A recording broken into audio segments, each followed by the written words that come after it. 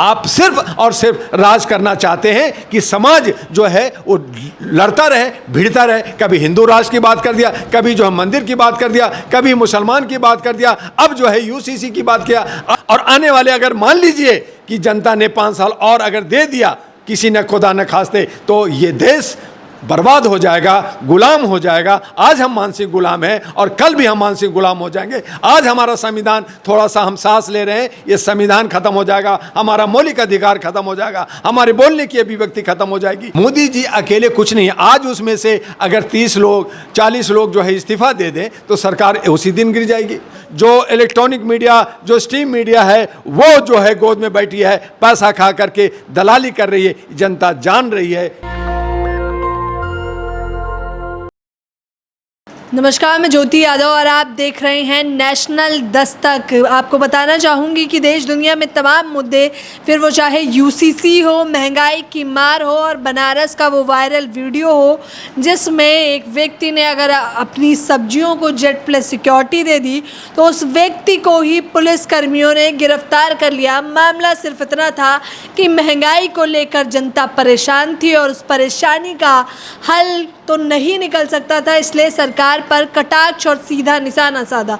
लेकिन किस प्रकार से योगी राज में योगी बाबा गुस्सा गए और उसके बाद की प्रतिक्रिया तो आपको पता है। इस वक्त में साथ जाने माने प्रवक्ता डॉक्टर दुआ मौजूद हैं जिनकी वीडियोस वायरल होती हैं। इन्हें पूर्व आईएएस कह के भी तमाम लोग संबोधित करते हैं। मैं सीधे तौर पर बात करूंगी, यूसीसी पर क्या कहना चाहेंगे? देखिए जर्नलिस्ट महोदय, जो यूसीसी का जो हंगामा खड़ा किया है लोगों ने, तो ये तो अभी सबसे पहले ये जानना होगा कि जो यूनिक सिविल कोड है, ये इसका अभी ड्राफ्ट ही नहीं बना है। अभी ये सरकार ने एक खाली कहा है कि मैं ये लागू करना चाहता हूँ और भारत के अंदर एक कानून होगा। मैं इस पे आपके चैनल से आज बता देना चाहता हूँ कि लोग, मुस्लिम कम्युनिटी, सिख कम्युनिटी, आदिवासी से जो नाराज़ हैं कि मैं इसका विरोध करूंगा, नहीं होगा, तो इसके पीछे का राज जो है कि जम्मू कश्मीर एक मुस्लिम बहुल, जहाँ पे कुछ लाख लोग मुसलमान रहते हैं, और वहाँ 75 साल लगे 370 को हटाने की बात, और उसका भी ड्राफ्ट अभी नहीं बना कि लोकसभा और विधानसभा और राष्ट्रपति का शासन होके वहाँ चुनाव हो सके। अभी उस पर काम चल रहा है। 75 साल। अब 370 के बाद 371 धारा है, एक्ट है भारत का। 371 में 371 ए, 371 बी, 371 सी, डी, ई तक है।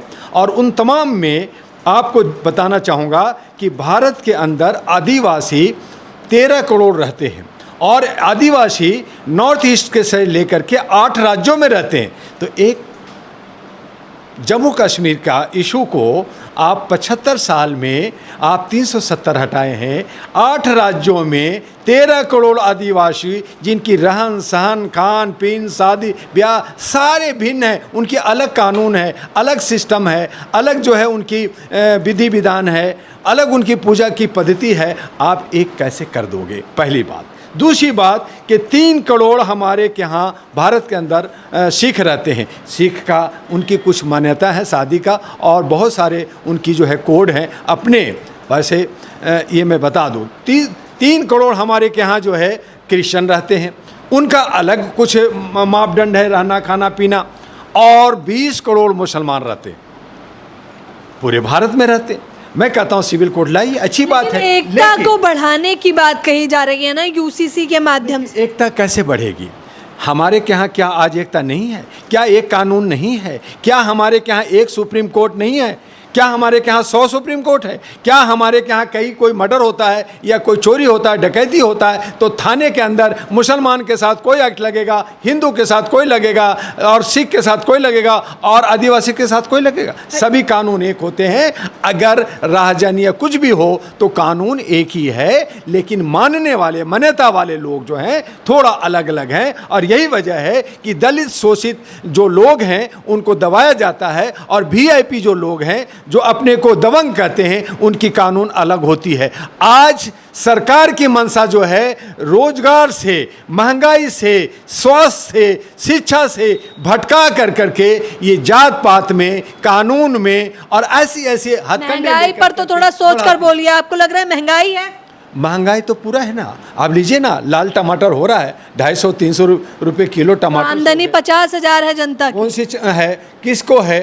आप 1% 2% की बात कर रहे हैं। लोग आज 500 रुपया छोड़िए, 100 रुपया पॉकेट के अंदर नहीं है। बड़ी मुश्किल से, मैं जब कर्नाटका में जब चुनाव में था, जब मैं और जगह गांव में जाता हूं, तो मैं महिलाओं को, बुजुर्गों को, मजदूरों को जब मैं देखता हूं, उनके हाथ में 10 रुपया का सिक्का हाथ को बीच करके रखती हैं। मैंने कहा माता जी क्या है, दे दो ना मुझे ये। तो वो कहती ना ना ना, ये मेरा तो एसेट है। तो मुझे हैरानी होती है कि 10 रुपया वो अपने हाथों में बीच के रखा है। विपक्ष का और तो दूसरी काम तरफ- ही है सरकार को घेरना, तो आप लोग तो काम कर रहे हैं अपना। राशन नहीं दिखाई दे रहा होगा आपको।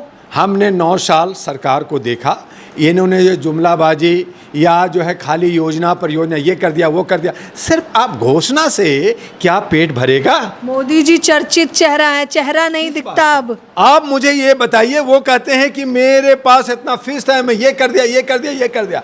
कौन सा काम उन्होंने धरातल पे कंप्लीट कर दिया? राशन घोषणा दिया या करना। नहीं मुफ्त का आप लोगों को? कौन सा, किसको? 5 किलो राशन मिल रहा है। 5 किलो राशन से परिवार 80 चले। करोड़ लोगों को मिल रहा है। 5 किलो 80 करोड़, वो 80 करोड़ भी जो है घोटाला आपको सामने आ जाएगा कि उनको मिला कि नहीं मिला। दूसरी बात है कि आपने गैस सिलेंडर 1200 का कर दिया। अब गैस सिलेंडर 1200 कर दिया, 5 किलो मान लीजिए उसको राशन मिला, उस गेहूं को उसको जाके पिसाई उसको देना पड़ेगा मशीन में। उसके बाद में अगर चावल दिया तो उसको उसमें कंकड़ पत्थर खराब दिया, जिसको पूरा परिवार पूरा महीना नहीं चलता। तो वो जो है जिसको 1200 रुपया नहीं है, जो गैस नहीं भरा सकता, 250 रुपये टमाटर नहीं खरीद सकता, आज जो है बैगन जो लोग खाना नहीं पसंद करते थे, आज करेला लोग खाना पसंद नहीं करते थे, आज वो भी 100-150 रुपये किलो। थर कांप रहा है पाकिस्तान, डरता है मोदी जी से। आप तूती बोलती है उनकी। हमारी घर की हालत ख़राब है।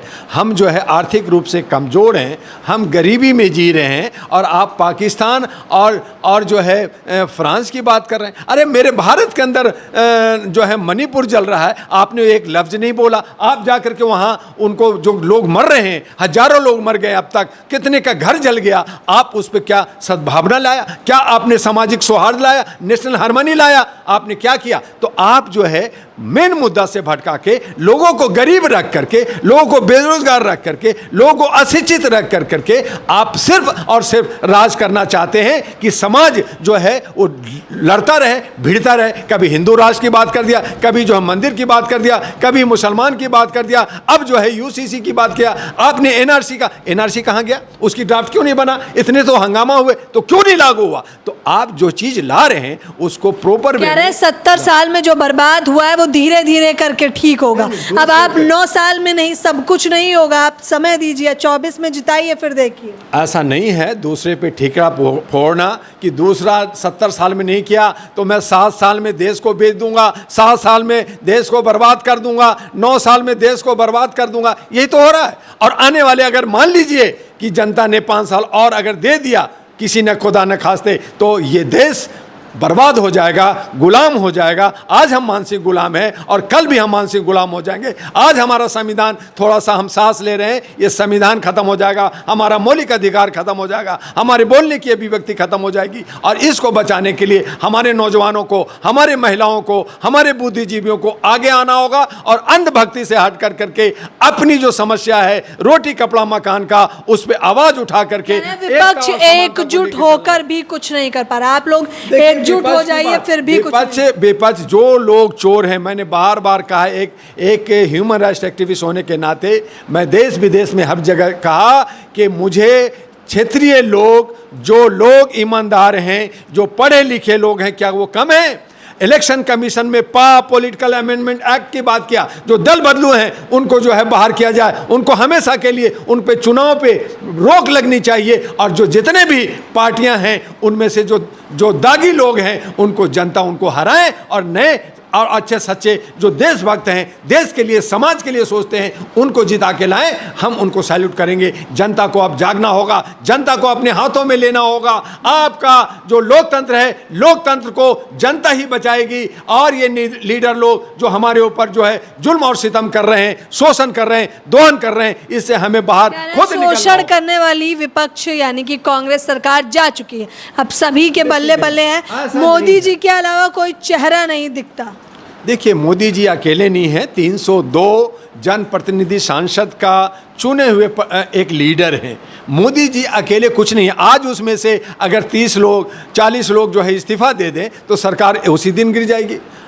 अटल बिहारी वाजपेयी का एक सांसद ने जो है पीछे हट गया था, सरकार गिर गई थी। तो इसलिए मोदी जी एक जनप्रतिनिधि कहलाते हैं, पूरे भारत का प्रतिनिधित्व करते हैं। वो अच्छा काम करें, देश का विकास करें। जो विकास की जगह विनाश कर रहे हैं, सबका साथ और अपने दोस्तों का जो है विकास की बात कर रहे हैं, ये ठीक नहीं है। अडानी का मुद्दा तो अब समाप्त हो गया, अब उस पर चर्चाएं क्यों? किसने खत्म किया? ये जो है आज हमारे अडानी का चेयरमैन कौन? हमारे आदरणीय सम्माननीय प्रधानमंत्री। अडानी के इशू को दबाने वाला कौन? सत्ता में बैठे हुए लोग हैं। अडानी के प्रकरण को दबाने वाला कौन? जो इलेक्ट्रॉनिक मीडिया, जो स्ट्रीम मीडिया है, वो जो है गोद में बैठी है, पैसा खा करके दलाली कर रही है। जनता जान रही है, जनता देख रही है, और आने वाले 2024 में इसका जवाब आपको देखने को मिल जाएगा। 24 में इसका जवाब फिर किसको जिताने वाले हैं साफ तौर पर? देखिए, 2024 में मिली जुली होगी सरकार, लेकिन जो अच्छे सच्चे लोग आएंगे, जो अच्छे लोगों को टिकट देंगे, ऐसा नहीं है कि बीजेपी में कुछ अच्छे नहीं हैं, वो लोग भी कुछ लोग आएंगे। लेकिन बीजेपी का ग्राफ नीचे जा रहा है और मैं समझता हूँ कि 100-150 से ज़्यादा बीजेपी की स्थिति नहीं आएगी। और तब मिली जुली सरकार, जो अच्छे लोग होंगे, उसमें हमारी raise your voice on human rights की जो बात है कि हम अपने अधिकार को कैसे लें, उसके लिए हम लोग आवाज़ उठाएंगे। और जो आज हमें दबाया जा रहा है, आज हमारी बोलने की शक्ति को रोका जा रहा है, आज हमें गुलाम बनाया जा रहा है, मानसिक गुलाम रखा जा रहा है, ये जो है राजतंत्र की तरफ जा रहा है। तो लोकतंत्र को बचाने के लिए खूबसूरती ये होती है कि बहुत सारी पार्टियाँ, बहुत सारी संस्थाएं, बहुत सारे लोग जो लोकतंत्र को बचाना है, उनको सामने आना होगा। तो साफ तौर पर ये थे हमारे साथ डॉक्टर दुआ, जिनका कहना है कि विपक्ष का एकजुट होना रंग लाएगा। और सिर्फ यही नहीं, 24 में बता रहे हैं कि 200 सीटें तो बहुत दूर की बात, 100 सीटें मिलना भी मुश्किल हो जाएगा, असंभव हो जाएगा भाजपा सरकार के लिए। खैर, 2024 में क्या होगा ये तो आप निर्धारित करेंगे, जनता निर्धारित करेगी। लेकिन साफ तौर पर जनता महंगाई से, बेरोजगारी से, भ्रष्टाचार से त्रस्त होती दिखाई दे रही है। जिस प्रकार से मेन स्ट्रीम मीडिया भी अपना काम ठीक ढंग से नहीं कर रहा है, लोगों में आक्रोश, और यह आक्रोश जन सैलाब में बदलकर 24 में सरकार बदल देगा। फिलहाल इस खबर के बारे में आप लोग अपनी प्रतिक्रिया देना बिल्कुल ना भूलें। कैमरा पर्सन तौहिद के साथ ज्योति यादव, नेशनल दस्तक।